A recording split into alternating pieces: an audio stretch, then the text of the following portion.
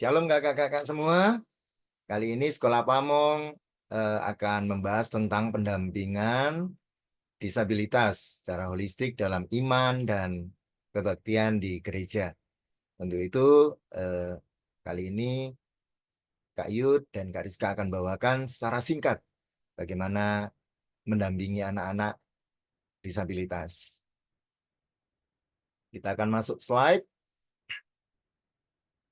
Gereja adalah tubuh Kristus. Kalau di dalam Roma pasal 12 ayat 4 sampai yang kelima dikatakan, sebab sama seperti pada satu tubuh, kita mempunyai banyak anggota. Tetapi tidak semua anggota itu mempunyai tugas yang sama. Demikian juga kita, walaupun banyak, adalah satu tubuh di dalam Kristus.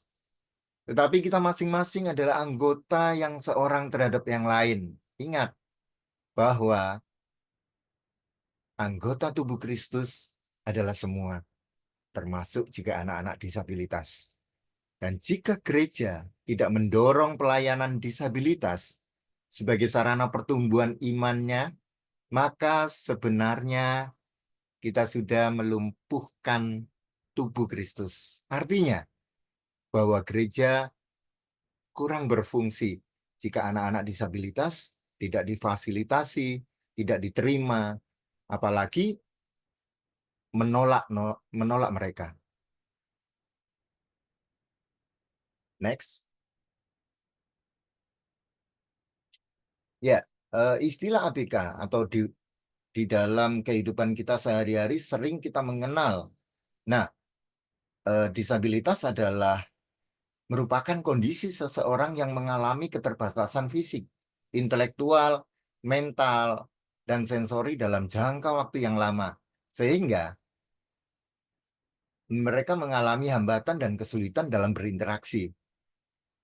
Menurut SPABK, istilah disabilitas berasal dari kata atau dari bahasa Inggris yang artinya different ability, yang artinya memiliki kemampuan yang berbeda. Beragam istilah-istilah yang kita dengar saat ini dan digunakan selama ini tentang kondisi disabilitas yaitu cacat atau defect. Diartikan kekurangan, luka permanen, menggambarkan aib atau celah.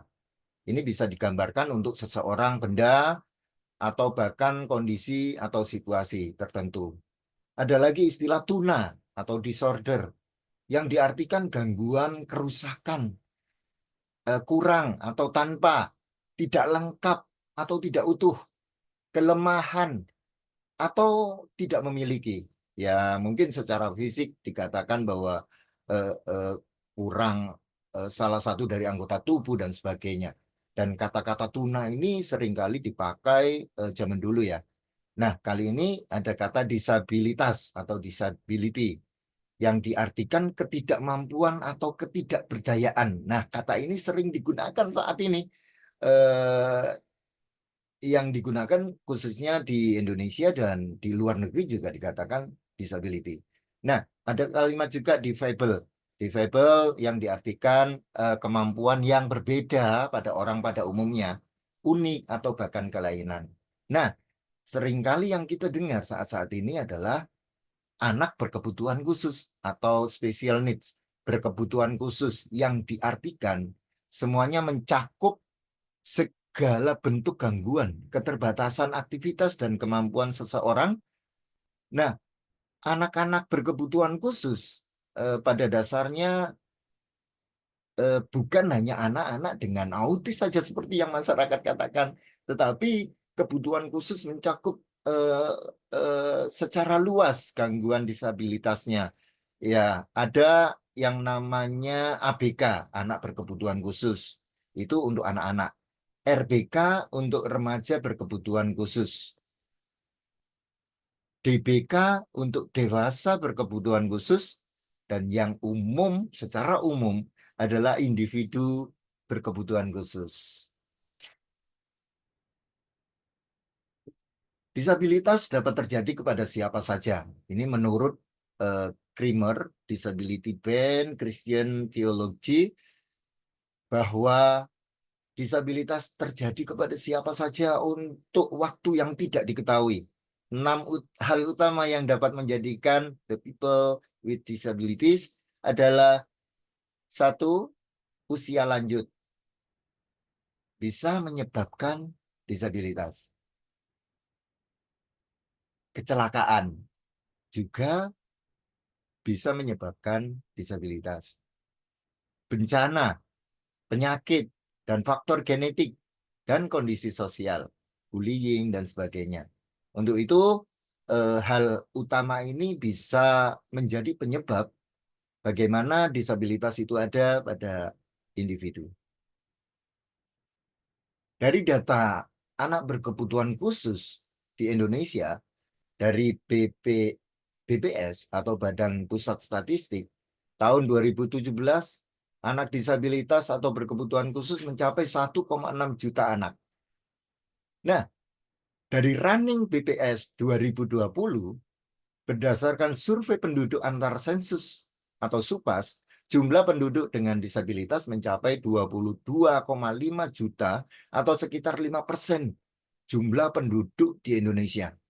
Wow, ini sesuatu yang mengalami peningkatan. Berarti tidak semakin berkurang anak-anak disabilitas, tetapi semakin meningkat.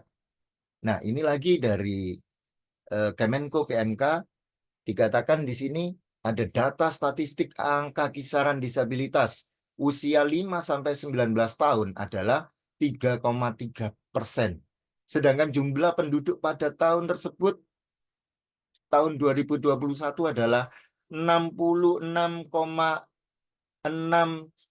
juta jiwa. Dengan demikian, jumlah disabilitas usia 5-19 tahun penyandangnya berkisar antara 2.000 197.833 jiwa ya. Maaf ya, saya sembunyi karena oke, baik. Jadi tentunya data ini bukan semakin berkurang ya, malah semakin meningkat kalau kita lihat tadi dari 2017 menjadi 2020 ya. Wow, ini sangat-sangat perlu kita ketahui. Maka sebenarnya hal-hal yang perlu kita selain kita ketahui adalah bagaimana nih ketika kita dihadapkan dengan anak-anak yang mengalami berkebutuhan khusus. Jadi, kita di sini adalah tujuannya saling memperlengkapi diri. Nah, dari 5 data statistik tentang disabilitas dan Injil yang tidak boleh diabaikan, menurut The Banquet Network tahun 2018, sekitar 5,6 juta orang, artinya 19% dari populasi atau 1 dari 5 orang memiliki disabilitas pada tahun 2010. Menurut definisi disabilitas yang luas dan lebih dari separuhnya melaporkan kondisi disabilitas yang tergolong parah. Ini dari Biro Sensus di Amerika Serikat. Yang kedua, lebih dari 1 miliar orang atau 15% populasi dunia hidup dengan beberapa jenis disabilitas. Dan dari jumlah tersebut, antara 110 sampai 190 juta itu orang mengalami kesulitan yang signifikan dalam menjalankan aktivitasnya. Ini menurut laporan dunia ya tentang disabilitas. Jadi yang ketiga, diperkirakan antara 80 sampai 85% gereja tidak memiliki pelayanan kebutuhan khusus pada tingkat apapun. Dan hanya 5-10% dari penyandang disabilitas di dunia yang dijangkau secara efektif dengan Injil, ini menjadikan komunitas disabilitas sebagai salah satu kelompok masyarakat yang belum terjangkau atau kelompok yang tersembunyi. Wah, jadi kakak-kakak kita perlu ketahui tentang apa sih yang akan kita perlengkapi untuk diri kita di dalam gereja kita menyambut menjadi gereja yang ramah anak dan tentunya ramah anak disabilitas. Seperti kita ketahui tentang amanat agung Tuhan untuk kita semua orang-orang yang percaya kepada Tuhan Yesus. Di dalam Matius pasal 28 ayat 19 sampai 20 jelas dikatakan, "Karena itu, pergilah, jadikanlah semua bangsa muridku, dan baptislah mereka dalam nama Bapa dan Anak dan Roh Kudus. Dan ajarlah mereka melakukan segala sesuatu yang telah kuperintahkan kepadamu. Dan ketahuilah, aku menyertai kamu senantiasa sampai kepada akhir zaman. Maka amanat agung ini berbicara tentang bagaimana kita mengajar mereka, bagaimana kita memuridkan anak-anak dengan disabilitas, dengan keterbatasannya. Tentunya ini berlaku untuk semua. Gereja harus menerima anak-anak disabilitas. Gereja harus mengajar anak-anak disabilitas. Gereja harus membaptiskan anak-anak disabilitas. Nah, maka kita harus tahu apa sih yang dinamakan anak berkebutuhan khusus? Anak berkebutuhan khusus itu ya anak yang memiliki kebutuhan khusus, memiliki kemampuan khusus, dan anak yang dipersiapkan Tuhan secara khusus. Nah, dipersiapkan yang bagaimana? Atau bagaimana mereka bertumbuh? Kita lihat ya, yang namanya anak-anak itu pasti akan bertumbuh menjadi remaja dan dewasa. Maka ketika mereka menjadi remaja dan dewasa juga, itu mereka dipersiapkan untuk menjadi remaja yang bisa berperan penting di dalam hidupnya, menjadi dewasa yang bisa berperan penting juga di dalam hidupnya, walau mereka dalam kondisi yang terbatas. Nah, kira-kira bagaimana? Ya, kita harus dampingi, menjadi kakak-kakak yang mendampingi teman-teman atau anak-anak disabilitas. Bagaimana pendampingan kita terhadap individu disabilitas ini untuk bisa dilakukan secara menyeluruh? Yang pertama, kita harus mengenal mereka, kenali. Yang kedua, pahami. Ketika kita kenal, kita paham, maka kita bisa menangani. Dan tentunya dari kenal, paham, menangani, maka kita dapat melayani. Jadi bukan sekedar dari hati, bukan sekedar dari pikiran, tapi bagaimana kita bisa menyerahkan hati kita untuk kita bisa menangani mereka dan melayani mereka. Yuk, menentukan pelayanan anak dengan disabilitas kebutuhan khusus, kita harus mengenal mereka. Nah, apa sih yang dinamakan dengan anak berkebutuhan khusus? Anak berkebutuhan khusus adalah anak dengan karakteristik khusus yang berbeda dengan anak pada umumnya, tanpa selalu menunjukkan pada kemampuan mental, emosional, ataupun fisik. Jadi, dengan karakteristik dan hambatan yang dimiliki, anak berkebutuhan khusus memerlukan bentuk pendampingan, pelayanan, dan pendidikan khusus yang disesuaikan dengan kemampuan dan potensi mereka. Jadi, kita harus tahu kemampuan mereka, kita harus tahu potensi mereka, sehingga kita bisa memberi kesempatan mereka juga untuk terlibat di dalam pelayanan. Satu, kenali dan pahami. Ada beberapa tanda-tanda yang perlu diwaspadai, yaitu keterlambatan perkembangan. Jika seorang anak tidak mencapai tonggak perkembangan pada saat yang sama dengan teman sebayanya, hal-hal ini dapat mengindikasikan adanya keterlambatan perkembangan. Contoh, misalkan di usia 2 tahun, dia belum bisa berbicara, sedangkan teman-teman yang lain sudah bisa berbicara. Maka perlu kita ketahui, kenapa ya? Kita perlu cek. Nah, jadi ini tidak sama dengan anak-anak pada umumnya. Yang kedua, tantangan fisik. Anak-anak dengan disabilitas fisik mungkin mengalami kesulitan dengan keterampilan motorik halus seperti contoh memegang pensil, menggunakan perkakas, atau dengan keterampilan motorik kasar seperti berjalan, berlari, merangkak. Nah, mungkin mereka mengalami kesulitan dengan keseimbangan atau koordinasi. Sehingga di sini kita perlu latih, kita perlu bekali diri kita untuk kita bisa membekali mereka. Atau mungkin ada yang punya gangguan dengan fisiknya seperti pakai kursi roda dan lain sebagainya. Berikutnya adalah kesulitan berkomunikasi. Anak-anak berkebutuhan khusus mungkin mengalami kesulitan berkomunikasi dengan orang lain. Ditanya belum respon, dipanggil juga tidak respon. Nah, ini bisa berarti mereka kesulitan berbicara atau mengekspresikan atau menggunakan gerakan-gerakan untuk bisa mengekspresikan dirinya. Contoh seperti misalkan saya dipanggil Rizka, maka saya menggunakan gerakan menoleh kepada orang yang memanggil. Lalu saya berkata, "Ada apa panggil-panggil saya?" Saya menggunakan kata-kata. untuk saya mendapatkan penegasan bahwa, "Oh, kamu manggil saya karena ada perlu." Nah, jadi di sini mereka kesulitan untuk mengekspresikan diri. Mungkin mereka kesulitan memahami apa sih yang dikatakan orang lain terhadap mereka, maksudnya apa. Berikutnya adalah yang perlu kita kenali dan pahami, tantangan, perhatian, dan konsentrasinya. Anak-anak dengan berkebutuhan khusus yang hiperaktif atau ADHD dan gangguan belajar itu seringkali mengalami kesulitan memperhatikan dan tetap fokus. Mereka mungkin mudah teralih, mereka pelupa, memorinya short term memory gitu ya, atau mengalami kesulitan untuk menyelesaikan tugas. Bahkan dengan beberapa anak kebutuhan khusus yang lain juga ada masalah di area ini. Misalkan yang Down syndrome ataupun autisme. Nah, berikutnya adalah tantangan sosial dan emosional.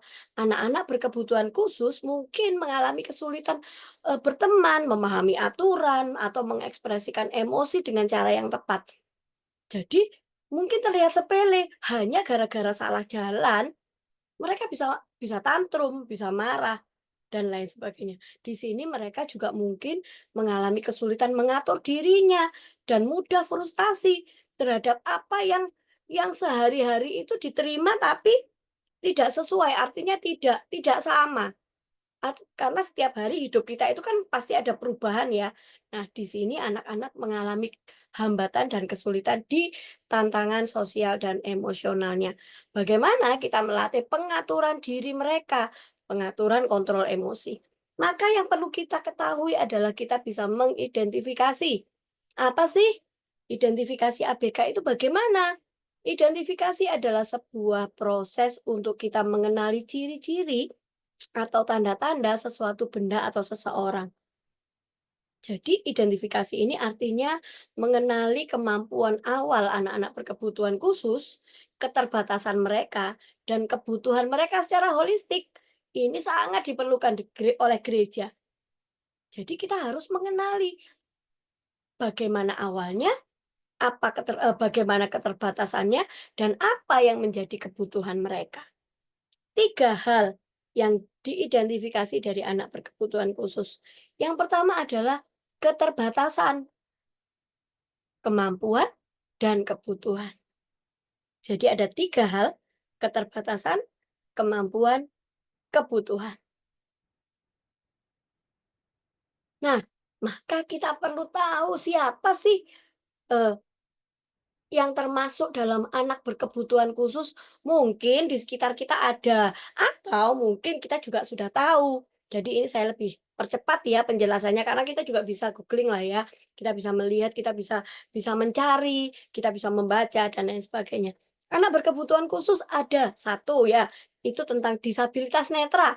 Nah, adalah individu yang mengalami atau memiliki hambatan di dalam penglihatan. Kalau yang tuli itu individu mengalami hambatan dalam pendengaran. Kalau wicara dia memiliki ketidakmampuan untuk berbicara secara verbal atau biasa disebut juga dengan bisu gitu kan ya. Nah, ini ada beberapa golongan, ada beberapa faktor yang bisa mempengaruhi mereka. Kemudian, bagaimana ketika kita berhadapan dengan mereka? Kita perlu yang namanya etika berinteraksi. Ini menurut Asian Para Games tahun 2018 ya, Indonesian 2018 Asian Para Games. Etika berinteraksi adalah salam sapa untuk penyandang disabilitas netra. Ini mengacu pada gangguan fungsi indera penglihatan. Jadi kita perlu mengoptimalkan yang namanya pendengaran, peraba, dan penciuman. Sumbernya dari Undang-Undang Nomor 8 Tahun 2016. Salam sapa, sentuh bagian luar telapak tangan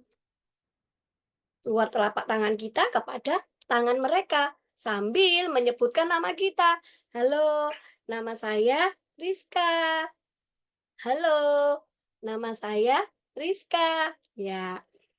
Kemudian yang kedua, selalu tanyakan terlebih dahulu, apa kakak atau apa adik atau apa bapak atau apa ibu, membutuhkan bantuan, apakah kakak bisa membantumu? Gitu ya.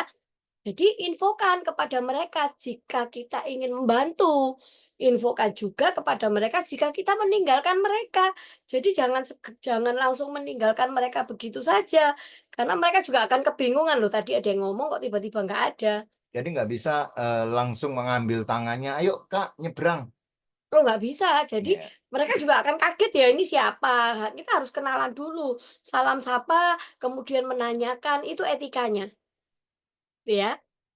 Nah, berikutnya, dalam menuntun, biarkan penyandang disabilitas netra yang memegang pendamping, memegang kita. Jadi bukan kita yang memegang tangan mereka, tangan mereka, tapi sebaliknya biarkan mereka, kita beri kesempatan mereka memegang tangan kita. Entah itu bisa di area bahu atau juga di area lengan, ini ya.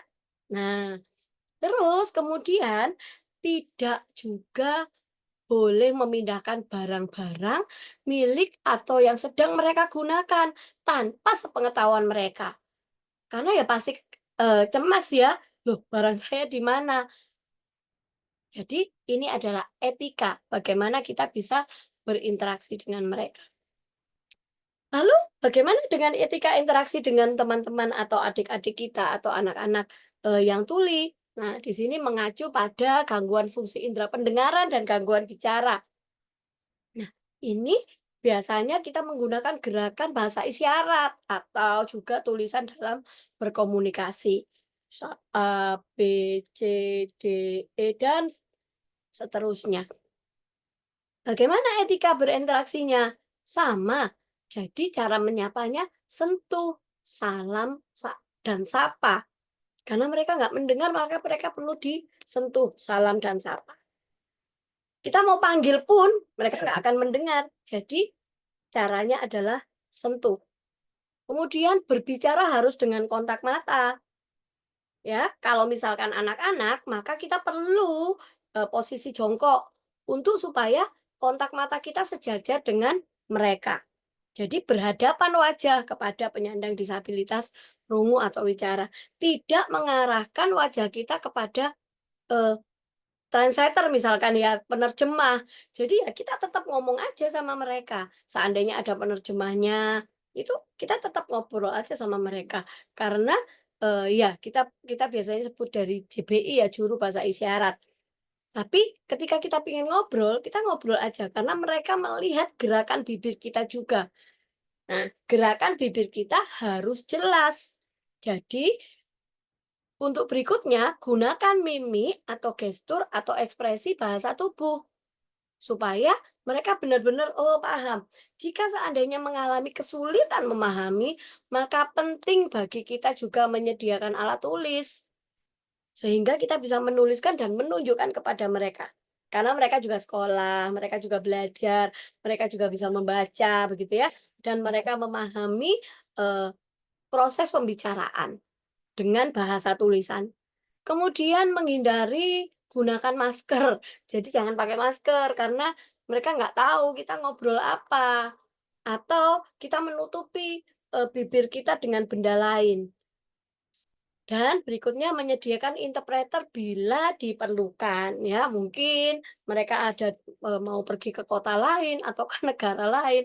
Nah, atau misalkan kita dalam satu komunitas yang di situ teman-teman tuli lebih banyak, maka kita perlu menyediakan interpreter untuk ketika mungkin oh saya perlu nih supaya bisa menjadi jembatan mereka berkomunikasi atau berbicara.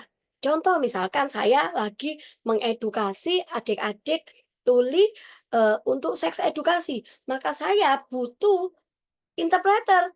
Kenapa? Ya supaya ketika saya menyampaikan edukasi ini, teman saya yang interpreter atau penerjemah atau juru bahasa isyarat ini bisa dengan cepat menyampaikan kepada mereka. Gitu ya, kurang lebihnya. Nah, ini adalah bahasa isyarat. Kalau di SLB itu biasanya dengan CB gitu ya. Kemudian kalau dengan pada umumnya itu menggunakan bahasa isyarat Bisindo untuk sehari-hari.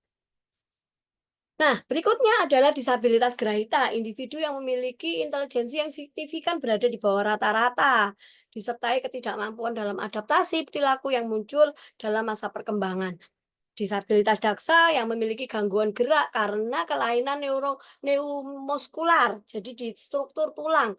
Jadi ini bisa bersifat bawaan, bisa karena sakit, kalau yang tadi Kak Yud bilang karena adanya kecelakaan, termasuk juga, cacat atau defek, amputasi, polio, lumpuh, dan lain sebagainya. Berikutnya adalah disabilitas laras. Ini adalah individu yang mengalami hambatan dalam pengendalian emosi dan kontrol diri. Jadi dia, salah berbicara atau mau berbicara, mau merespon orang lain itu ditunjukkan dengan emosi yang nggak bisa terkontrol. Nah, ini ya, ini Down syndrome. Nah, kelainan kromosom genetik 21 yang menyebabkan keterlambatan perkembangan dan intelektual. Down syndrome ini kelainan genetik disebabkan ketika pembelahan sel menghasilkan bahan genetik tambahan dan kromosom 21. Hanya untuk sekedar mengetahui, apa sih kesulitannya? Sulit komunikasi, sering mengalami kegagalan, kesulitan mengatur diri sendiri, suka meniru perilaku orang lain. Kehebatannya suka bercanda, pemberani, percaya diri. Kalau saya ketika bersama dengan individu yang Down syndrome dalam satu persekutuan, wow itu semangatnya menggebu-gebu. Jadi dia senang sekali dengan pujian, bahkan dengan gerakan, sambil dengan senyum yang lucu begitu ya. Nah, ini sangat-sangat menyemangati kita juga gitu ya. Nah, jadi sebenarnya Tuhan itu mencintai apapun kondisi mereka. Kemudian bagaimana kita bisa berinteraksi, etikanya seperti apa? Nah, ini terganggunya di fungsi berpikir, karena tingkat kecerdasannya ada di bawah rata-rata. Ya, bisa dari karena lambat belajar, gerahita, atau dan Down syndrome. Jadi etika berinteraksi, percakapan harus dalam cara yang ramah. "Hai, apa kabar? Hebat, kamu pandai." Gunakan ekspresi, gunakan gerakan tangan, dan gunakan intonasi. Kakak-kakak pasti hebat dong kalau berbicara tentang intonasi ya kepada anak-anak. Besok kita akan memuji Tuhan, atau hari ini kita akan memuji Tuhan. Kamu duduk baik ya, hebat, gitu ya. Nah, berbicaralah langsung kepada penyandang disabilitas intelektual, tidak perlu menggunakan pendamping karena mereka juga sudah memahami. Dan jangan lupa perbanyak senyum. Ya. Jadi hati yang gembira adalah obat. Maka ketika berhadapan dengan mereka sebenarnya itu obat untuk kita karena kita harus perbanyak senyum untuk menjadi kita sendiri juga berbahagia, mendampingi mereka. Kita senang mendampingi mereka. Berikutnya adalah anak-anak dengan cerebral palsy, itu adalah individu yang memiliki hambatan gangguan karena kerusakan otak atau brain injury, sehingga mempengaruhi pengendalian fungsi motorik. Bisa di sini karena spastik ya, kekakuan pada otot, diskinesia, gerakan nggak terkontrol, ataksia, gangguan keseimbangan, dan lain sebagainya. Bahkan saya pernah berbicara dengan teman-teman yang CP, itu juga mereka ada keterlambatan dalam berbicaranya. Jadi misalkan, Kak Rizka saya mau berbicara nih, maka saya harus menyediakan waktu. Kenapa? Ketika mereka berkata, "Kak Rizka, saya mau berbicara." Itu pun juga membutuhkan waktu. So, ketika kita mendampingi mereka, maka yang paling penting adalah kita memberi waktu kita untuk kita bisa mengerti, memahami, mengenal mereka, dan mendengar mereka. Berikutnya adalah autistik atau autisme adalah gangguan neurologis, neurobiologis kompleks yang mempengaruhi fungsi otak, mempengaruhi perkembangan komunikasi, interaksi sosial, perilaku, kemudian sensori, dan lain sebagainya. Jadi tingkat gangguannya di sini bisa dari low function, middle function, dan high function, ya. Kemudian Asperger, kurang lebihnya gangguan perkembangan ini termasuk di dalam ASD ya, dalam autisme. Gangguan ini berdampak pada kemampuan komunikasi dan proses sosialisasi. Nah, ini yang sering banyak kita temui, kita jumpai, dan bagaimana ya kita bisa berinteraksi dengan mereka. Nah, nanti kita akan cari tahu bersama-sama. Sekarang kita masuk dalam bagaimana etika berinteraksi dengan penyandang disabilitas fisik. Nah, penyandang disabilitas fisik ini terganggunya fungsi gerak. Jadi bisa karena amputasi, lumpuh, kaku, kemudian paraplegis, CP gitu ya. Terus bisa karena stroke, dan lain sebagainya. Nah, semua cara bentuk pendampingan harus dikomunikasikan dengan mereka dan diinformasikan oleh penyandang disabilitasnya. Oh, saya bersedia dibantu, misalkan begitu. Jadi, mengambil tindakan tanpa instruksi itu akan besar kemungkinannya membahayakan mereka. Lalu, saat kita berbicara dengan mereka, kita juga jangan langsung berbicara dengan suara keras atau tiba-tiba dari arah belakang. Jadi, penting untuk kita sebelum berbicara dengan mereka, kita bisa atau kita boleh perlahan-lahan menunjukkan wajah kita ke depan mereka sambil senyum dulu. Lalu kita sapa, kita ngobrol. Kenapa? Karena pada, disabilitas fisik ini yang cerebral palsy itu lebih mudah kaget, gitu ya. Nah, kemudian saat berbicara, khususnya dengan pengguna kursi roda, kembali lagi kontak mata, posisi mata kita harus sejajar dengan mata pengguna kursi roda. Jadi kita boleh menurunkan badan kita, nunduk gitu ya, ataupun kita jongkok. Lalu tidak boleh memindahkan alat bantu tanpa diketahui oleh mereka. Entah itu misalkan kursi rodanya pas lagi mereka ini tiba-tiba kita pindahkan kursi rodanya atau kita pindahkan tongkat saat dia berjalan dan lain sebagainya. Juga tidak boleh menaruh barang-barang kita di kursi roda mereka tanpa seizin mereka karena itu ruang pribadi mereka. Tiba-tiba, "Ah, saya titip ya, kamu saya dorong, saya titip tas saya." Enggak, tapi kita harus izin dulu. Dan seperti yang lain, tanyakan apa mereka perlu bantuan. Nah, jadi beberapa gereja ini sudah terlihat ya sekarang ya, sudah ada akses untuk area kursi roda. Tapi masih ada juga yang belum. Bahkan ketika, teman-teman kita yang cerebral palsy ataupun yang mungkin DMD atau yang lansia yang menggunakan kursi roda, itu sangat kesulitan masuk ke dalam gedung gereja maupun ke toiletnya. Nah, ini penting ya Kakak-kakak, mungkin bisa disampaikan, bisa menjadi ba wacana untuk kita semua, Aksesibilitas. tentang aksesibilitas. Oke. Kemudian, di sini bagaimana lagi cara berinteraksi dengan teman-teman kita yang lain. Nah, pada anak-anak cerebral palsy itu yang kita harus ketahui itu kelumpuhannya pada otak kerusakannya. Kemudian mereka mengalami spastik itu kekakuan pada anggota tubuh dan fungsinya. Ada yang kesulitan makan, ada yang kesulitan menelan, mengunyah, berdiri, kesulitan memegang, dan lain sebagainya karena masalah di area otak yang rusak, kesulitan duduk, kesulitan berbicara, dan lain sebagainya. Maka kita perlu tahu satu dengan yang lain. Beberapa teman kita yang orang tua anak-anak cerebral palsy minimal harus punya mobil. Kenapa? Karena mobil ini untuk naruh kursi rodanya. Bisa juga untuk naruh tabung oksigen karena mereka juga punya potensi, butuh tiba-tiba butuh oksigen atau mengalami kekejangan dan lain sebagainya. Jadi untuk anak-anak khususnya anak-anak dengan kelumpuhan otak atau cerebral palsy, karena mereka mengalami kekakuan pada anggota tubuh tertentu, maka seorang pamong itu tidak langsung serta-merta jika kedapatan anak cerebral palsy langsung mengambil tangannya dan mempersilahkan dia masuk dan menyapanya dengan memegang lengan, eh, itu sangat tidak diperbolehkan ya karena mereka ada bagian-bagian engsel-engsel tertentu yang mungkin tidak boleh sembarangan kita untuk memegangnya ya. Ada kejadian beberapa anak bahkan mengalami patah karena dipaksa untuk ditarik tangannya dan sebagainya. Nah, ini beberapa hal yang perlu kakak-kakak pamong ketahui saat berjumpa. Kita harus memahami kondisi mereka. Ya, berikutnya adalah, ADHD, Attention Deficit Hyperactivity Disorder, adalah individu dengan gangguan mental yang ditandai dengan perilaku impulsif dan hiperaktif. Jadi bergerak kemana-mana, berpikir, bertindak itu nggak sinkron gitu kan ya.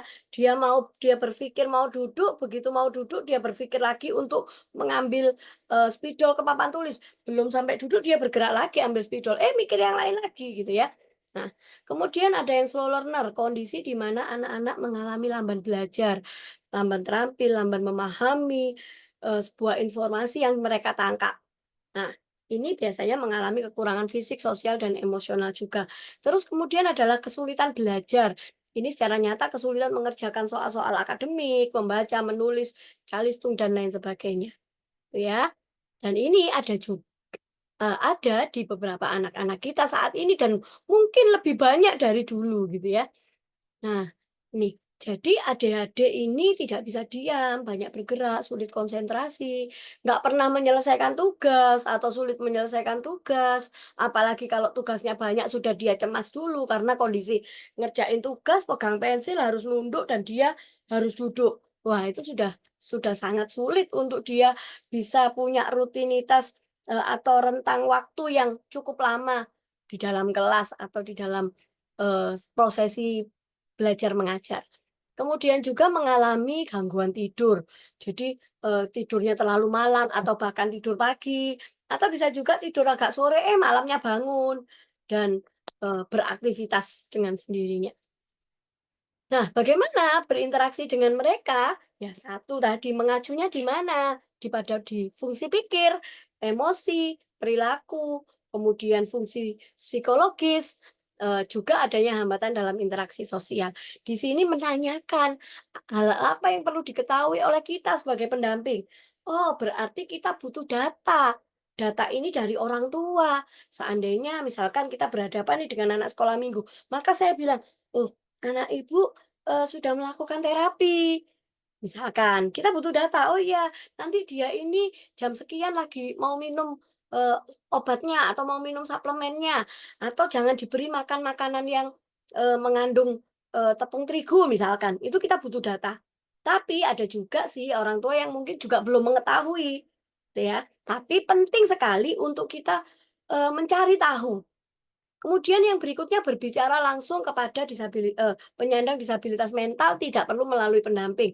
Khususnya kita juga butuh data apakah dia sudah bisa berkomunikasi, apakah dia sudah bisa merespon saat dipanggil atau dia paham orang yang ngajak ngomong itu dia harus melihat, melakukan kontak mata, kita juga harus butuh tahu. Lalu gunakan kata-kata yang sederhana, "Halo, selamat pagi, apa kabar?" dan lain sebagainya. Gunakan petunjuk-petunjuk membantu seperti gambar yang berlaku secara umum. Jadi di sini ada visual support, ada social story, dan lain sebagainya. Jadi jangan terlalu panjang ya untuk kata atau kalimatnya. Nah, di sini mereka mengalami kesulitan apa? Berkomunikasi, ngobrol bersama karena mereka suka menyendiri, mereka suka melakukan aktivitas sendiri. Karena benar mereka pun sulit memahami kita selaku orang-orang tipikal. Jadi jangan paksakan mereka ya, kakak-kakak, kamu harus bergabung dengan mereka. Kamu harus, mereka kita paksa untuk bergabung. Sementara pendampingan kita adalah one on one lebih efektif untuk anak-anak dengan autism. Ya, berikutnya, kemampuan memahami. Mereka punya kelemahan dalam berpikir. Jadi kenapa bicara itu harus sederhana dan harus diulang-ulang. Misalkan, "Hari ini Kakak mau bercerita ya?" Ulang lagi, "Hari ini Kakak bercerita. Hari ini Kakak bercerita tentang firman Tuhan." Nah, jadi bagaimana kita menyampaikan, renungan firman Tuhan, itu pun juga diulang-ulang 1 sampai 3 kali. Misalkan demikian. Itu untuk di area, pengantar awal, ya. Nah, berikutnya adalah kemampuan bersosialisasi dan berteman itu juga bermasalah. Mereka punya kesulitan di situ, tidak suka dipegang, tidak suka melihat saat berbicara, kemudian kadang menutup telinga, area sensori gitu ya. Emosi, terkadang suka menangis tanpa sebab, rocking, maju mundur, gitu ya, kemudian stimming dan lain sebagainya. Nah, ini kita perlu kenali ya, apa sih gejala-gejala autisme? Banyak hal di sini nih, sulit berinteraksi, suka tertawa cekikikan tanpa sebab, nggak mau kontak mata, tidak mudah merasa sakit atau nyeri, mau kejedut, mau jatuh, mau luka berdarah, mereka nggak punya rasa sakit. Itu beberapa anak yang belum mengalami proses terapi ya. Ya, proses terapi dan juga mungkin ada permasalahan juga di area biomedis tubuhnya. Gitu ya, senang menyendiri, suka memutar benda, suka benda yang nggak lazim gitu ya. Kalaupun mobil itu diputar rodanya, hiperaktif atau bahkan hipo juga ada. Terus tidak tertarik cara mengajar konvensional ya. Kemudian pernah kita ngajarin tentang 10 orang kusta. Hai, lihat, ada 10 orang kusta. Kita hitung yuk. Satu, dua, tiga. Jadi di depan itu kita ada gambar atau ada kayak wayang itu 10. Tapi latih mereka untuk berhitung. Oh, jadi nggak bisa mereka langsung tahu ini loh ada 10 orang kusta dan dia sedang misalnya begitu. Enggak, tapi benar-benar kita libatkan Kognitif. betul, tingkat berpikir mereka dengan melibatkan gaya belajar mereka secara visual, secara auditori, dan juga secara kinestetik. Kemudian mereka juga mengalami menolak mengubah rutinitas. Misalkan dari rumah ke gereja, jalannya lewat jalan A, B, besok jalan B-nya tertutup. Maka dia harus berpindah ke jalan yang C, A, lalu kita belok ke jalan C supaya bisa kita ke gereja. Wah, itu sangat sangat sulit ya. Jadi untuk rutinitas yang berubah-berubah sangat sulit. Apalagi biasa diajar sama Kak Rizka misalkan. Besok lagi sama Kak Yud, wah dia akan cari. Nggak mau, ini pelajaran ini sama Kak Rizka, nggak bisa Kak Yud pelajaran berbeda lagi di lapangan, misalkan demikian permainan, gitu ya. Kemudian ada gejala yang lain tidak sadar ancaman bahaya, bermainnya nggak lazim, ekolali atau sering meniru ucapan. Siapa namamu? Siapa namamu? Nah, misalkan begini, siapa namamu? Siapa namamu? Siapa namamu? Yudi. Siapa namamu? Yudi. Nah, itu ekolali ya. Jadi meniru ucapan kita lagi. Itu beberapa di antara mereka juga ada yang mengalami demikian. Kemudian menolak dipeluk, karena masalah di area sensori, Taktil. taktilnya, cuek, karena dia belum paham kalau dipanggil itu harus apa, gitu ya. Kemudian memilih memilih menunjuk daripada berkata-kata. Nah, terus kita berpikir bahwa ketika dia menunjuk, ya udah, oh mau bola, mau pensil, mau ini dan lain. Padahal kan kita harus bilang, eee bilang, "Mau apa? Mau bola?" Sampai dia bilang, "Bola." Oke, kita kasih bola. "Mau minum?" Dia bilang, "Minum." Oke, kita kasih minum. Tapi jangan juga kita cuman bertanya, "Mau apa? Mau apa?" Mereka nggak paham, "Mau apa? Saya mau apa ya?" Gitu ya. Kemudian tantrum tanpa sebab, tiba-tiba marah, marahnya ada yang menyakiti diri sendiri, ada yang menyerang orang lain, ada yang merusak barang. Nah, kenapa? Makanya dari itu pemahaman penting sekali diberikan supaya aturan itu bisa masuk ke dalam konsep berpikir mereka. Karena ketika mereka belum paham aturan, mereka nggak bisa apa namanya mengikuti aturan pada umumnya kemudian di masyarakat. Nah, kemudian berikutnya adalah mengalami perkembangan kemampuan motorik yang tidak seimbang. Itu ya, entah itu cara jalannya mereka, ada yang jalannya begini, ada Jinjit. ada yang jinjit dan lain sebagainya, gitu ya. Ada yang posisi, merangkak nggak bisa, gitu kan, dan lain sebagainya. Nah, sebenarnya anak berkebutuhan khusus itu bukan berarti nggak pandai, tidak berbakat, atau tidak mampu, tapi mereka memiliki tantangan yang berbeda dengan anak-anak rata-rata pada umumnya. So, kita nggak boleh yang namanya, autis kamu ya, gitu ya. Jadi menjadikan bahan ejekan atau olokan. Karena perjuangan mereka itu nggak mudah. Secara komunikasi aja terhambat. Bicara perlahan dan gunakan kata dasar yang perlu kita bekalkan pada diri kita. Yuk, masuk, masuk kelas, memuji Tuhan, tepuk tangan, pandai. Haleluya. Jadi perkata-kata dasar. Wah, Tuhan kita baik. Tuhan kita sangat senang ketika kita memuji Tuhan. Mereka akan kesulitan berpikir. Karena abstrak. Kenapa Tuhan senang? kita memuji Tuhan itu yang bagaimana? Tuhan itu yang di mana? Kita perlu visualkan Tuhan Yesus itu supaya mereka bisa melihat secara nyata. Nanti ya kita akan besok besok hari Jumat ya kita boleh tanya jawab tentang hal ini. Kemudian makanan terbatas. Beberapa di antara mereka tidak boleh mengkonsumsi makanan yang mengandung kasein, gluten, gula maupun fenol. Jadi makanya kenapa di sini dibilang CF, GF, SF, FF. Kasein free, gluten free, sugar free, phenol free. Kita butuh data lagi. Apakah anak ibu diet? Apakah anak bapak atau ibu tidak konsumsi makanan ini? Alergi. Jadi kita tidak boleh sembarangan memberi konsumsi kepada mereka. Jadi kita siapkan makanan khususnya. Ya. Kemudian untuk mencapai kemampuan seperti teman-teman pada umumnya, itu mereka masih membutuhkan terapi, konsultasi dokter tentang kesehatan, dan peningkatan pengembangan pemahaman. Jangan sampai untuk menyenangkan mereka, maka kita memberikan konsumsi, padahal itu racun buat mereka. Ya, anak-anak senang saja mereka dapat snack, makanan-makanan cigi dan sebagainya, merek-merek tertentu. Nah, ini membuat racun bagi dia dan menjadikan dia semakin hiperaktif dan sebagainya. Maka diperlukan data ini. Ya, jadi penting ya kakak-kakak ya, menggali data. Jika memang kita sudah mulai mengadakan atau mendampingi anak-anak berkebutuhan khusus di sekolah minggu kita. Lalu yang berikutnya, jika aku emosi, itu aku mesti diingatkan, bahkan perlu bantuan dikontrol. Contoh ketika mereka mulai buang-buang barang atau mereka mulai menyakiti di sini, perlu dikontrol, perlu dihentikan, dipegang. Jangan sampai ketika dia membenturkan kepala, kita diam aja sambil kita bilang, tidak boleh ya benturin kepala. Enggak, tapi kita tahan. Ya. Jadi kita yang kontrol. Waktu tenang, duduk baik, berhitung. Ya.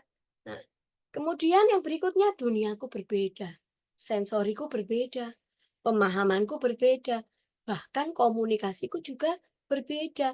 Ini yang perlu kita kenali dan kita pahami, supaya kita bisa mendampingi mereka dan melayani mereka. Sehingga kita baru masuk di mana untuk pemahaman anak-anak kebutuhan khusus. Pahami diagnosanya, pahami ciri-cirinya seperti yang tadi. Pahami bahasa komunikasinya, ada yang verbal, ada yang tidak verbal, ada yang menggunakan bahasa isyarat, atau ada yang perlu didengarkan lebih lama untuk kita bisa menyiapkan waktu. Pahami juga kebutuhannya, baik jasmani dan rohaninya. Pahami larangannya. Oh, apakah anak-anak ini boleh makan ini, tidak boleh makan ini, dan lain sebagainya. Ya, kalau misalkan nih, roti tawar nih, ya, ini kan terbuat dari tepung terigu, efeknya apa? Kita perlu cari data. Jadi kita tidak bisa, kasihan ya nggak dikasih sama orang tuanya, lalu kita beri, besok akhirnya malam-malam nggak bisa tidur. Nah, akhirnya karena kita nih, gara-gara kita nih, mereka nggak bisa istirahat, orang tuanya nggak bisa istirahat, dan lain sebagainya. Ini penting ya kakak-kakak. Kemudian kebutuhan jasmani rohani, ajari mereka berdoa, ajari mereka memuji Tuhan dengan cara yang sederhana. Kemudian pahami emosinya. Kalau marah bagaimana? Kalau kontrol dirinya bagaimana? Apalagi anak-anak yang bisa jadi emosi karena melihat kita apa ya, memancing kita supaya emosi. Jadi mereka gunakan emosinya itu untuk memancing kita. Itu bisa jadi juga seperti itu untuk menghentikan aktivitas. Nah, itu masalah di perilaku, gitu ya. Nah, berikutnya adalah memahami masalah anak dan penanganannya. Lalu, jangan fokus juga pada hal-hal yang negatif, tapi pahami juga kesenangan mereka, reward. Ada yang suka nyanyi, ya udah kita kalau mereka marah sambil kita tenangkan, sambil kita kontrol, kita nyanyi. Jangan ikutan marah juga. Karena ketika mereka marah terus tiba-tiba kita diam ya, tidak boleh marah-marah. Ini nanti jadi luka, misalkan gitu. Terus suara kita, nada intonasi kita tinggi. Apa yang terjadi? Mereka bisa juga mengalami sensori mereka terganggu, malah nggak semakin tenang, malah semakin meningkat. Nah, itu kontrol yang juga perlu kita latih di diri kita. Mereka juga memiliki perasaan yang sama dan peka terhadap kasih sayang, jadi hanya tidak terkomunikasikan, tidak tersampaikan. Nah, bagaimana dunia memandang mereka? Saya baca aja ya, karena ini sudah banyak kejadian di berita-berita, di media sosial, bahwa keluarga itu menganggap mereka itu eh, anak-anak yang tidak tidak tidak apa ya istilahnya tidak punya masa depan. Nah, mereka ini anak yang jadi sumber masalah. Sehingga akhirnya mereka ditelantarkan ataupun dipasung gitu ya. Kemudian, anak yang bibit bobotnya tidak mungkin dari awalnya tidak baik gitu kan ya, sehingga menjadi kebutuhan khusus. Nah, ini beberapa keluarga menganggapnya demikian. Bahkan ada anak autis yang itu dibunuh orang tuanya di luar kota itu karena orang tuanya sakit, eee, ya udah dosanya saya tanggung, dia saya tenggelamkan, dipasangin batu, ditenggelamkan di sungai, meninggal. Ya, itu dari keluarga. Lalu bagaimana dengan masyarakat? Masyarakat menganggap, "Oh, ini anak kutukan, anak yang merepotkan, jadi perlu dibantu sampai mereka meninggal, anak yang nggak punya masa depan tadi, yang mengalami diskriminasi, mengalami hambatan sosial karena, eee, duh, gini ini kan kita jadi repot ya nyediain, apa, aksesibilitasnya." Tapi kita nggak boleh nutup mata, mereka ada di sekitar kita. Lalu bagaimana dengan gereja? Nah, ini beberapa orang tua itu juga merasa bahwa, aduh anak saya itu nggak diterima di sekolah minggunya. Karena nggak ada guru khususnya, nggak ada kurikulum khususnya. Lalu mungkin di gereja itu mengganggu. Jadi ya sudah saya taruh di rumah saja, biarkan saya yang ke gereja. Biarkan saya yang mendengarkan firman Tuhan, nanti bergantian sama papahnya. Gitu ya. Nah, kemudian, sehingga akhirnya juga kita perlu tahu bahwa ada beberapa gereja sekarang sudah mulai muncul ya, mulai banyak, mulai timbul dan puji Tuhan GKJW ini menjadi sarana untuk mulai menyediakan aksesibilitas walaupun, eee, bukan saat ini, tapi semua itu diproses gitu ya. Jadi di sini gereja kurang atau belum mempersiapkan mereka, karena mereka nggak bisa melayani. Oh, tentu tidak. Ketika kita beri kesempatan buat mereka melayani, mereka bisa menjadi berkat bagi banyak orang. Itu sudah kami rasakan bahwa kami ini nggak mampu, kami ini sebenarnya nggak bisa. Tapi ketika kita mau, ketika kita menyerahkan diri kita, maka Tuhan berkarya. Mereka dipermuliakan, Tuhan juga dipermuliakan oleh mereka. Di setiap pelayanan di gereja-gereja yang komunitas kami bentuk, ya, ada kami punya komunitas, dewasa berkebutuhan dewasa autisme, untuk bisa menjadi pelayan, pujian di gereja-gereja untuk mengedukasi. Nah, di sini selain itu perlu mempersiapkan kerohanian iman dan mental mereka, perlu kenal Tuhan, gitu. Sehingga Kenapa Kak Rizka? Karena terkadang cara pandang manusia atau penilaian manusia itu berbeda dengan cara pandang Allah. Nah, kasih Tuhan tak terbatas bagi mereka yang terbatas. Ini adalah sebuah ilustrasi atau motivasi saat kita melayani bahwa kasihnya itu tanpa batas bagi mereka yang tak terbatas. Bagi mereka yang terbatas, terbatas gerak, terbatas komunikasinya.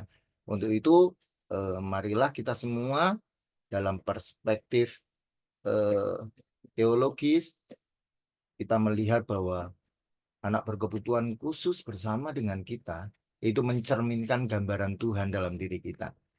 Anak-anak berkebutuhan khusus, anak-anak disabilitas ada di dalam kelas-kelas kebaktian anak kita,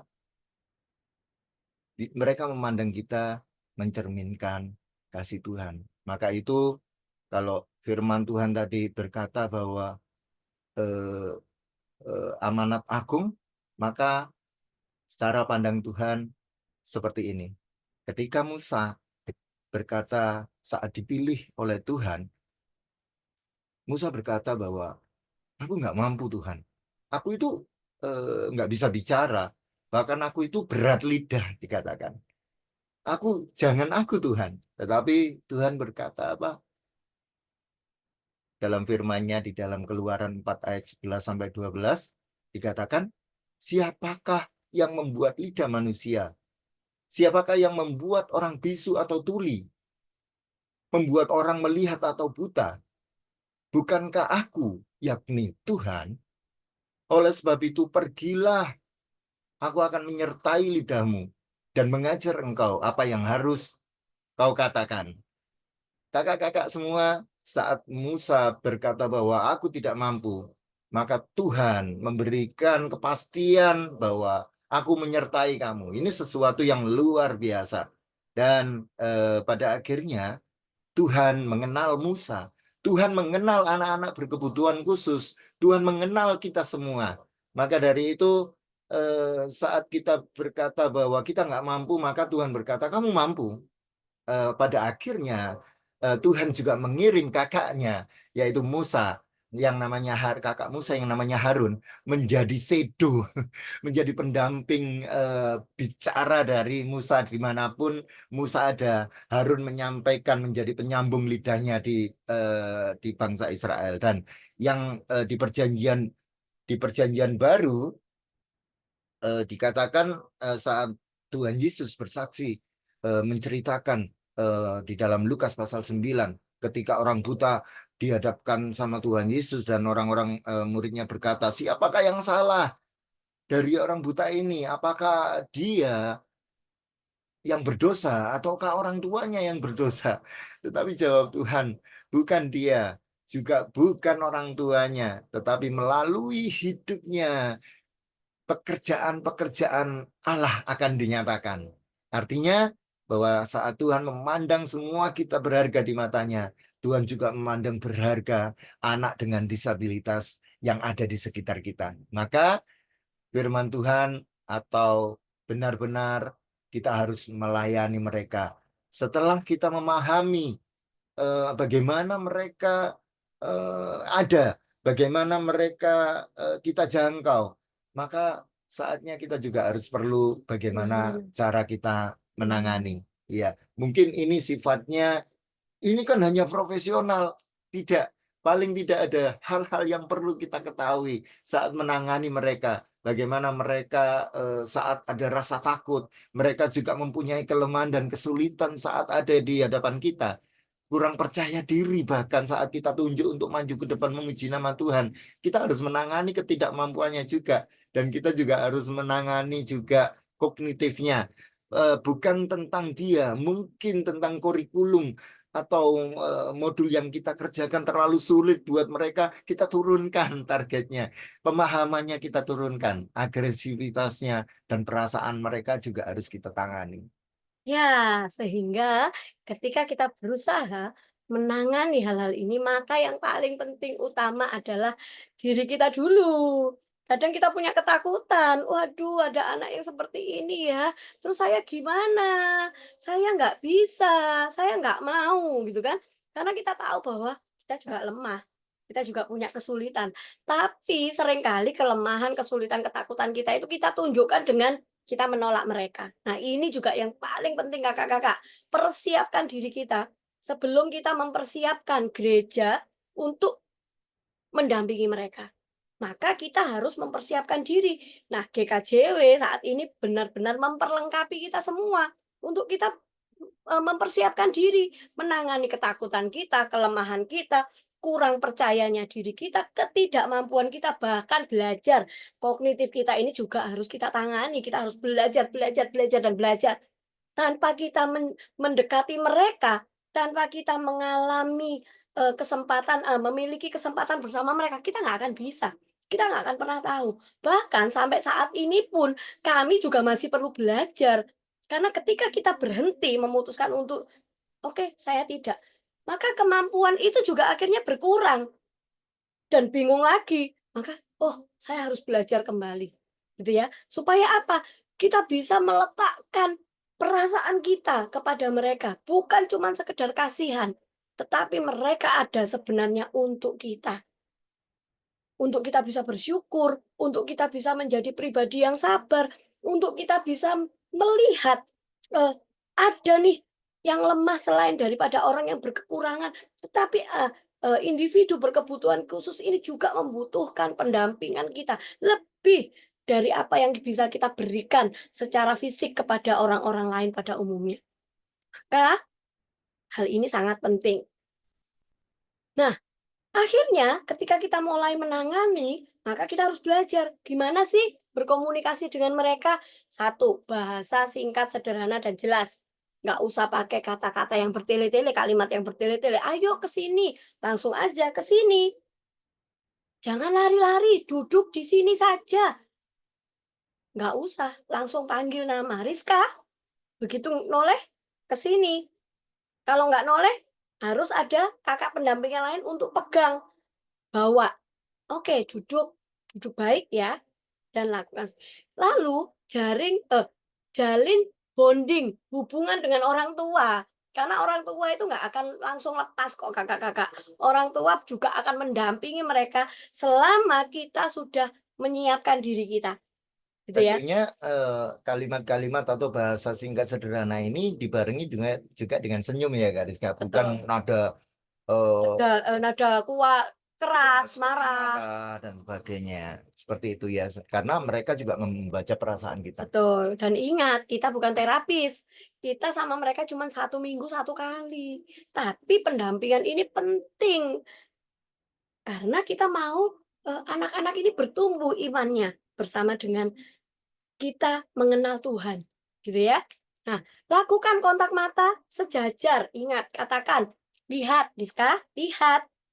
Ayo lihat, terus jangan pegang anak, terus kemudian kita tarik ke atas begini. Lihat. Nah, ini kalau kalau kita nggak sadar, kita terlalu kuat, maka juga berbahaya di area leher, kakak-kakak. Itu ya. Jadi penting bagi kita untuk merendahkan diri, lebih rendah posisinya gitu ya, bukan merendahkan, lebih rendah posisinya supaya kontak mata kita sejajar dengan mereka. Kemudian buat pernyataan, bukan pertanyaan, "Mau apa? Kamu mau kemana?" Mereka nggak akan bisa jawab dan nggak akan menjawab. Tapi kalau kita tahu mereka sudah mulai berdiri dan pegang area alat kelamin, kita langsung tanya, "Mau pipis?" Kalau mereka nunjuk tasnya, kemudian mau ambil botol air minum, kita langsung tanya, "Mau minum?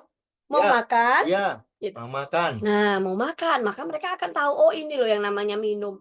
Ini loh yang namanya makan." Biasanya ambil minum, mau apa? Tunggu ya, nanti dulu, dimasukkan dulu." Ya mereka nggak paham karena kalimat kita terlalu panjang. Nah, seminimal mungkin kita memegang mereka karena masalah di sensori. Bila anak nggak mau melakukan, katakan tidak, gitu ya. Lalu Bukan, iya. nah, Bukan berarti mereka itu butuh kasih sayang, kita peluk mereka, kita belai. Malah itu membuat mereka terganggu. betul. Jadi kita harus memahami gitu ya. Nah, kemudian bila anak melakukan perintah, kasih reward, hebat, pandai kamu gitu ya. Nah, seperti halnya ini pemerintah, ini khususnya ini di Surabaya ini ya. Di Surabaya ini sudah peduli dengan individu berkebutuhan khusus ya, individu disabilitas. Jadi akses jalan, aksesibilitas lift itu kalau untuk yang pakai kursi roda, pengguna kursi roda itu bisa dengan menyeberang jalan dengan menggunakan lift, ya. Nah, ini sudah juga diadopsi oleh beberapa kota. Lalu secara garis besar perlu kita perhatikan area ini ya. Jadi hal-hal yang berhubungan untuk anak-anak disabilitas atau anak-anak berkebutuhan khusus, khususnya yang ADHD, autisme, gangguan perilaku, gangguan emosional dan lain sebagainya. Kalau menjalankan eh, terapi, hal-hal ini yang penting. Adanya terapi khusus di tempat terapi, adanya diet makanan khusus, adanya pengelolaan rotasi makanan, ada juga suplementasi, obat-obatan yang mengandung, suplemen untuk tubuhnya, entah itu kalsium, kalium, magnesium, probiotik, dan lain sebagainya. Untuk apa sih? Untuk mendukung kesehatan mereka, untuk mendukung perilaku, memperbaiki perilaku mereka. Memahami kontrol diri, pemahaman kalimat, dan lain untuk mendukung komunikasi mereka dan untuk mendukung sosialisasi mereka. Jadi untuk menangani hal seperti ini, maka komunikasi dengan orang tua sangat diperlukan. Betul, Misalnya pada waktu jam kebaktian, anak mereka terjadwal minum suplemen. Ya kita harus mau untuk memberikan suplemen itu ke anak, tahu caranya bagaimana.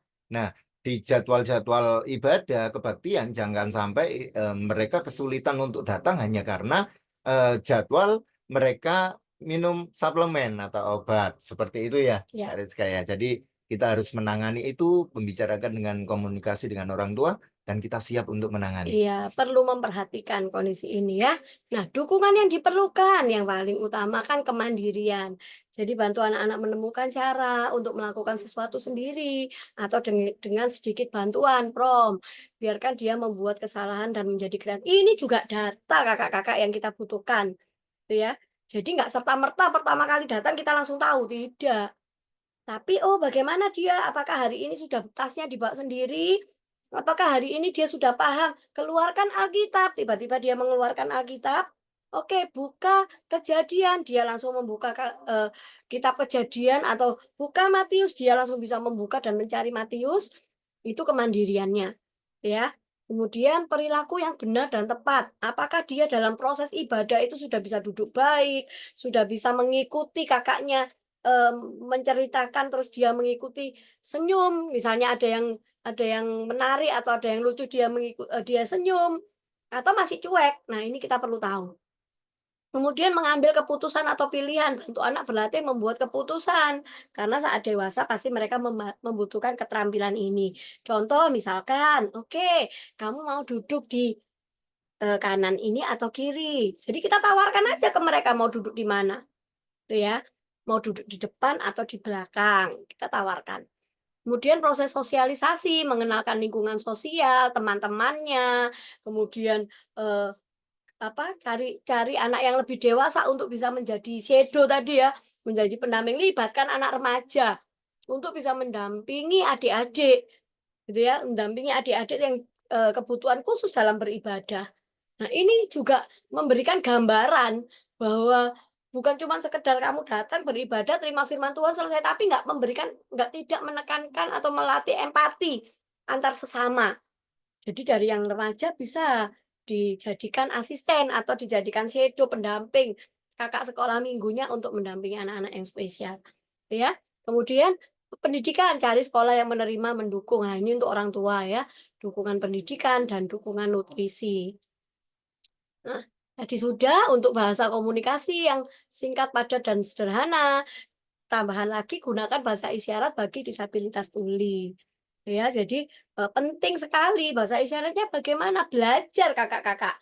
Teman-teman semua, mari kita memuji Tuhan. Misalnya begitu ya. Itu kita perlu latih dan kita perlu belajar. Saya juga mesti belajar kakak-kakak ya. Nah, apa yang nggak boleh kita lakukan? Mengejek, menertawakan, melakukan kekerasan. Tapi kita penting memberi kesempatan untuk mereka bisa melayani dan berkarya.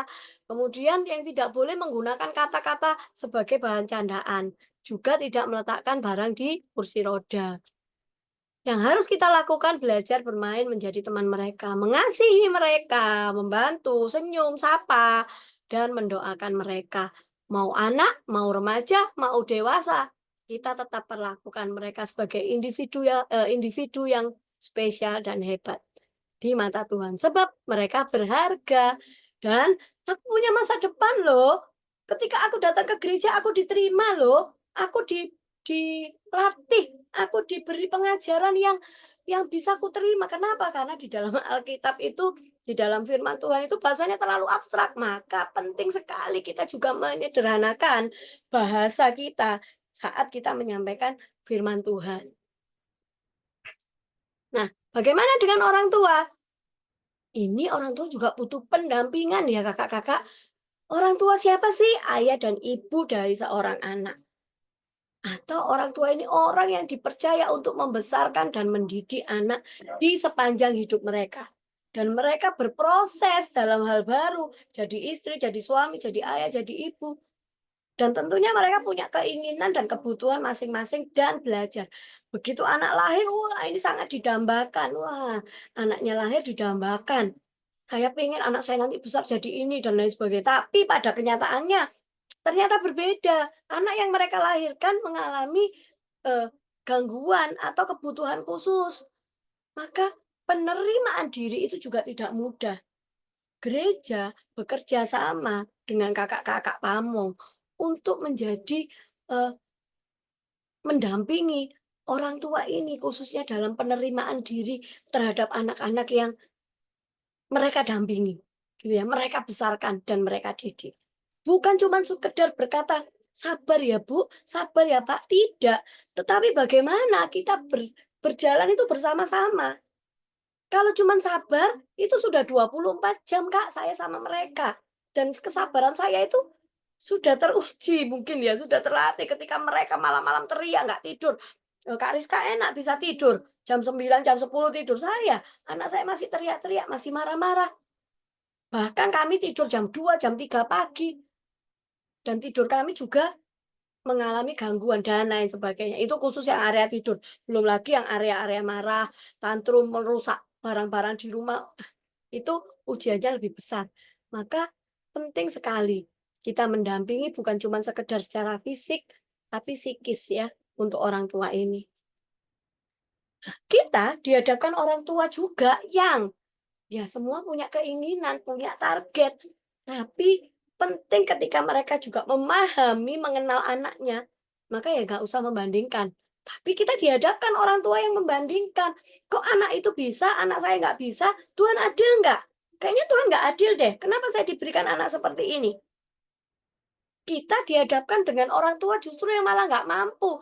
Ah, saya ini nggak bisa kayaknya jadi orang tua. Saya ini nggak mampu. Saya ini nggak layak jadi orang tua. Makanya saya dikasih anak yang seperti ini. Padahal sebenarnya Tuhan memberi, mempercayakan itu punya tujuan yang baik. Karena tidak ada yang tidak baik kalau itu dari Tuhan. Nah, kemudian kita dihadapkan orang tua yang melihat saat ini tapi lupa bahwa kita punya masa depan. Marilah kita berjalan itu untuk melihat bahwa masih ada harapan di masa depan. Kita dihadapkan orang tua yang selalu berpikir akademik saja, nggak penting ke gereja, nggak penting ibadah. Yang penting dia sekolah, dia bisa belajar, dia bisa berhitung, dia bisa membaca. Karena dianggap bahwa ketika anak sudah bisa calistung, ya udah anak saya baik, anak saya nggak kebutuhan khusus. Tapi kan nggak begitu juga. Kita dihadapkan orang tua yang menuntut, orang tua yang meletakkan iba, artinya kasihan ya anak saya penuhi deh, saya nggak tidak memberikan ketegasan malah butuh istilahnya nggak terapi nggak apa-apa, nggak sekolah nggak apa-apa, makan disuap nggak usah makan sendiri nggak apa-apa. Tapi tiba-tiba anak ini udah jadi besar, maka tiba-tiba ada yang bilang, "Kak Rizka, saya boleh dibantu dong, anak saya ini usianya sudah 40 tahun, tapi masih belum bisa toilet training." Bagaimana saya bisa membantu ketika saya juga juga di usia yang kurang lebih hampir sama dengan anak kebutuhan khusus yang bukan anak lagi, tapi menjadi individu atau dewasa berkebutuhan khusus yang belum bisa toilet training dan itu laki-laki. Ya pastinya akan kesulitan, kita bisa jatuh berdua di situ. Apalagi beberapa anak juga mengalami obesitas karena kurang gerak. Kan kalau anak yang kurang gerak, maka konsep berpikirnya juga pasti bermasalah. Sebab problem solving dilatih pada saat kita bergerak, gitu ya. Kemudian kita dihadapkan orang tua yang memfasilitasi anak berlebih karena merasa sayang, kasihan, saya tinggal ini ya sudah difasilitasi semua. Atau kita dihadapkan dengan orang tua yang terlalu percaya dan pasrah, sudah saya percaya sama Tuhan saja, bahwa Tuhan memberi yang terbaik, tapi tidak melakukan apapun. Kan Tuhan yang kasih. Ya udah saya terserah Tuhan. Tapi tetap ditaruh di rumah, tetap diberi makan, tetap diberi pakaian, tapi tidak dilakukan apapun. Jadi, banyak hal ya Kakak-kakak, untuk anak-anak yang bisa kita dampingi. Maka sikap kita, dekati, dengar, didik, ajar, dampingi, evaluasi, bekali diri, dan kita saling sama-sama menguatkan. Bahwa kita nggak sendiri, orang tua nggak sendiri. Ada kami, ada gereja, ada komisi, ada pokja, dan lain sebagainya. Dan mari kita saling memperlengkapi diri. Ada berapa persen anak-anak dengan netra di gereja kita? Ada berapa persen anak-anak dengan disabilitas tuli di gereja kita? Ada berapa persen anak-anak dengan autisme, ADHD, cerebral palsy di gereja kita? Satu jiwa tetap kita harus selamatkan. Karena Tuhan mencintai mereka. Tuhan mencintai keterbatasan mereka, Tuhan mencintai fisik mereka, dan Tuhan mengasihi roh mereka. Maka pendekatan ini yang perlu kita masukkan, pendekatan yang bertujuan untuk menciptakan lingkungan yang terbuka bagi individu dengan beragam latar belakang yang menyangkut berbagai aspek seperti karakter, fisik, kepribadian, status sosial, suku, dan lain sebagainya. Maka gereja kita harus menjadi gereja yang inklusif, ya. Pengajaran kita atau pelayanan kita juga inklusif. Next, seperti amanat agung tadi yang sudah kita baca dari awal. Nah, ini dia pelayanan kita kepada anak-anak dengan disabilitas harus inklusif. Karena kurang lebih 43% pelayanan mujizat Tuhan Yesus di Alkitab itu berfokus kepada penyembuhan dan anak-anak dengan disabilitas. Luar biasa. Ini sesuatu yang menjadi fokus Tuhan Yesus saat ada di dunia. Demikian juga kenapa gereja nggak harus fokus dengan anak-anak disabilitas. Mari kita semua membangun tidak hanya aksesibilitas, tetapi kita mengakomodasi segala hal yang dibutuhkan oleh anak-anak disabilitas. Termasuk bagaimana kita dipersiapkan untuk melayani mereka dalam pengajaran. Bagaimana kita memulai pelayanan inklusi? Tadi di awal sudah dijelaskan bagaimana kita mendampingi mereka, kita mengenal mereka, kita memahami mereka. Tentunya gereja harus punya data, gereja harus mendekati mereka. Data tidak menutup mata bahwa mereka ada di sekitar kita. Bagi gereja-gereja yang belum memiliki jemaatnya memiliki anak disabilitas, kita mempersiapkan itu karena Tuhan akan mempersiapkan segala sesuatu, ya. Maka dari itu kita akan memulai pelayanan ini dan bersahati dan berdoa. Karena itu sempurnakanlah sukacitaku dalam dengan ini. Hendaklah kamu sehati, sepikir dalam satu kasih, satu jiwa dan satu Tuhan. Dalam Filipi pasal 2 yang kedua, ya. Satu tujuan, ya, membawa ABK. Bagaimana mereka harus bertemu dengan Tuhan secara pribadi dan mengalami perjumpaan dengan Tuhan, ini sesuatu yang harus kita kerjakan, kakak-kakak. Untuk itu mereka membutuhkan kita. Next, kalau firman Tuhan tadi dikatakan bahwa Tuhan Yesus begitu mengasihi mereka, bahkan mempersiapkan masa depan mereka. Seperti yang diceritakan dalam Yohanes 9 tadi, ya, bukan mereka yang berdosa atau yang bersalah, bukan juga orang tuanya. Jangan berpikir mereka adalah anak kutukan, mereka sebagai apa namanya, istilah Jawa itu tumbal, ya. Sudah nggak ada pemikiran seperti itu. Semua sudah dalam rencana Tuhan bahwa mereka akan dipersiapkan juga di masa depan. Ya, mereka akan menjadi dan melakukan pekerjaan-pekerjaan yang Allah akan nyatakan. Dan mengapa melayani ABK? Mereka harus mengenal bagaimana Yesus, kebaikan Tuhan. Beberapa orang tua berkata bahwa kesaksiannya, bagaimana anakku mengenal akan Yesus? Sementara gambaran Tuhan itu abstrak dalam diri mereka. Yesus yang bagaimana? Roh Kudus seperti apa? Bapa itu yang bagaimana? Nah, ini yang menjadi hal yang menjadi pertanyaan orang tua. Ada juga, aku menyesal punya anak ABK. Beberapa kejadian sempat juga menghukum atau mempanismen anaknya dengan kekerasan karena penyesalan itu.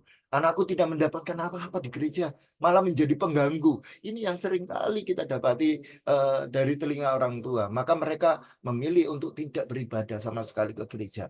Dan ini sungguh mengenaskan, ya, karena firman Tuhan, satu jiwa dimenangkan, maka seluruh keluarganya akan dimenangkan. Apakah anak-anak berkebutuhan khusus juga bisa menjadi berkat buat orang lain? Mereka adalah generasi yang terhilang jika tidak ada yang memperhatikan. Melayani ABK, siapa takut? Disabilitas memerlukan perjumpaan dengan Kristus, kakak-kakak, melalui ibadah khusus, yaitu ibadah atau kebaktian yang ramah disabilitas. Bagaimana? Dengan pendampingan khusus, kurikulum khusus, metode yang khusus kita persiapkan. Lihat gambar ini, lihat gambar di samping saya, bahwa anak disabilitas harus berada di dalam satu gereja bersama-sama dengan tubuh Kristus yang lain. Mereka ada di dalam, bukan di luar. Mereka berguna bagi kerajaan Allah. Next. Bagaimana caranya? Nanti pada pertemuan Zoom kita akan berbicara tentang strategi visual, auditori, dan kinestetik. Ini yang bisa dimasukkan untuk bagaimana kita bisa melayani anak-anak berkebutuhan khusus di gereja. Nah, visual support ini untuk mendukung pemahaman anak. Ya, gambar-gambar visual kita pakai. Kita bisa gunakan ya kakak-kakak untuk membantu pemahaman mereka di dalam setiap perkataan kita, atau bisa juga area gereja dipenuhi dengan visual support.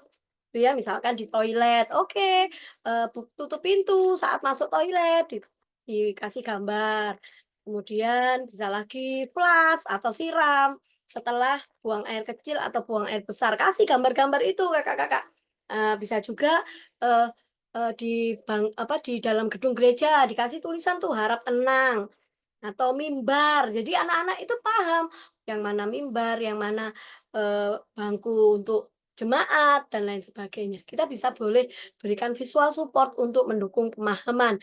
Juga beberapa visual support yang kami buat seperti doa Bapa kami, pengakuan iman rasuli, itu sudah kami buat ya. Sehingga kita juga bisa membantu mendampingi orang tua yang mendampingi iman anak di rumah. Jadi, eee, tugas itu tidak seluruhnya di kita, tapi kita bekerja sama juga dengan orang tua. Nah, contohnya seperti ini, visual support untuk pujian, "Ku mau cinta Yesus, ku mau cinta Yesus selamanya, ku mau cinta Yesus selamanya." Jadi ada beberapa gambarnya, jadi mereka tahu, oh, ku mau itu cinta hati, terus Yesus itu yang seperti itu dan lain sebagainya. Boleh juga hadirkan dengan satu kakak misalkan yang menjadi Tuhan Yesus saat pujian ini berlangsung, Tuhan Yesusnya berjalan-jalan di sekitar mereka. Nah, cuman misalnya nih Kak Iyut nih, jadi Tuhan Yesus nih pakai wig, pakai ini. Kita bilang ke mereka, "Ini Kak Iyut ya yang menjadi Tuhan Yesus." Jadi bukan, lihat itu Tuhan Yesus." Bukan. Karena secara pemahaman nanti mereka juga berpikir bahwa itu Tuhan Yesus, padahal Kak Iyut, misalnya gitu. Jadi kita juga harus informasikan. Nah, di dalam Roma 10 ayat yang ke-14 dikatakan, Sebab barang siapa yang berseru kepada nama Tuhan akan diselamatkan. Tetapi bagaimana mereka dapat berseru kepadanya jika mereka tidak percaya kepada Dia? Bagaimana mereka dapat percaya kepada Dia jika mereka tidak mendengar tentang Dia? Bagaimana mereka mendengar tentang Dia jika tidak ada yang memberitakannya? Ini bukan tugas pendeta saja. Ini bukan tugas majelis saja. Tetapi ini adalah tugas kita semua sebagai pengemban amanat agung Tuhan.